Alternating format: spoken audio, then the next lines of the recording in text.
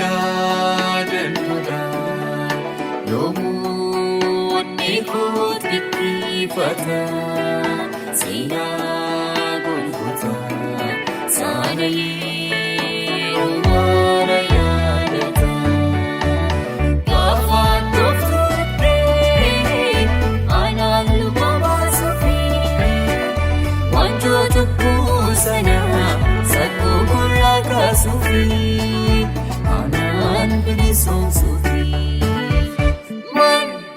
jaalallee hanganaa lubbuun keessummaa dhabee qooda kakuu kan salphate siin malee naannalee karaan yoo fagaadha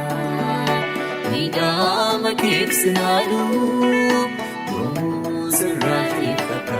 Yesuus anaaf hin sincaatu karaan yoo fagaadha miidhama keebsinaaluu yoomuu sirraatiifata anaaf hin sincaatu.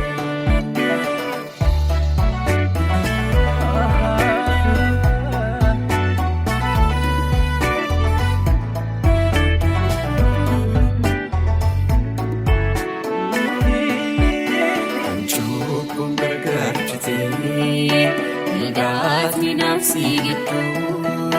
murtii du'aa labsamee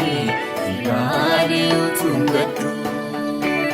beenyaa kan koo hundasaa ofirratti fudhattee garbummaa cubbuu jalaas harkaa qabdee na baastee maal jaalallee hanganaa lubbuun keessummaa dhabee qooda kakuu kan salphate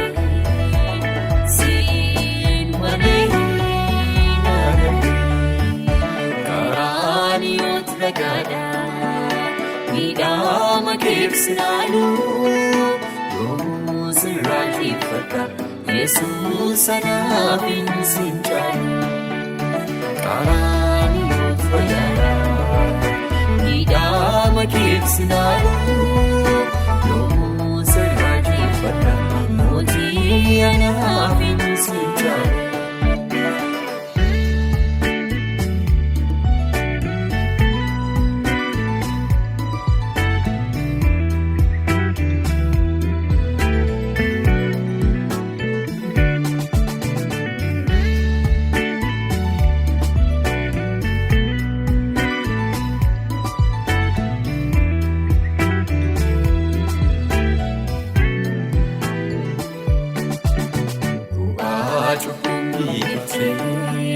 Qoraatiin siif qophaa'ee mismaara jallootaati warruun kan kee madaa'ee sababii biraaf miti wargamni kee gummartu naaf jireenya laachuudhaan kanaat qofaan dhiphattu maal jaalallee hanganaa lubbuun keessummaa dhabee qooda kakuu kan salphate siin malee naannalee karaan yoo fagaadha miidhama keebsinaaluu yoomuu sirraatiifata Yesuus anaaf hin sincaatu karaan yoo fagaadha miidhama keebsinaaluu yoomuu sirraatiifata mootii anaaf hin sincaatu.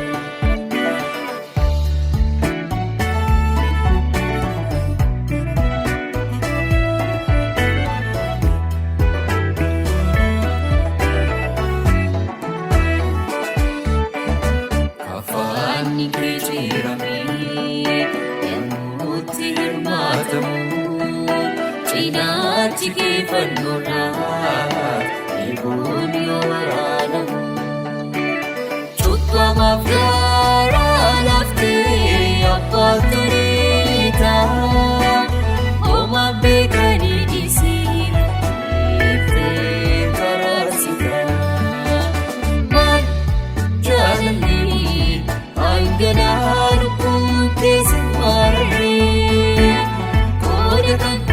kan salphatee